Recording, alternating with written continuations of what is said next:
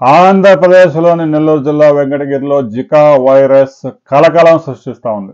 ఎక్కడో ఆఫ్రికాలో Zika virus వచ్చింది, ఉగాండాలో వచ్చింది, కెన్యాలో వచ్చింది అని మనం మీడియాలో చదువుకుంటూ ఉన్నాం. అది నేరుగా నెల్లూరు జిల్లాకు వచ్చింది.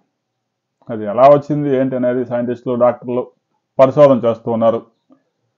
ఇటీవల కాలంలో నెల్లూరు వెంకటగిరికి చెందిన ఒక బాలుడికి దద్దుర్లు, వాంతులు, విరోచనాలు అన్ని రకరకాల వ్యాధులతో బాధపడుతూ ఉంటే డాక్టర్ దగ్గర తీసుకెళ్ళి అన్ని మందులు వాడినా కూడా ఎలాంటి ఫలితం ఇవ్వకపోతే ఆ బ్లడ్ శాంపిల్స్ తీసి ఇదేదో కొత్త వైరస్ లాగా అనుమానం వస్తూ ఉందని చెప్పేసి ఆ వైరస్ని పూణేకి పంపించారు. అక్కడ ల్యాబ్లో తేలింది ఏందిరా అంటే ఇది జికా వైరస్ అని తేల్చారు. ఎందుకంటే ఈ కొత్తగా వచ్చిన వైరస్ని కనుగొనడానికి మన ల్యాబులు ఇక్కడ ఉన్న ఈ ఆంధ్రప్రదేశ్లో ఈడ తమిళనాడులో ఉన్న ల్యాబులు పనికిరావు. వైరాలజీ ల్యాబ్కి వెళ్లాల్సిందే. భారతదేశం మొత్తం ఆ పూణేకి వెళ్లాల్సిందే.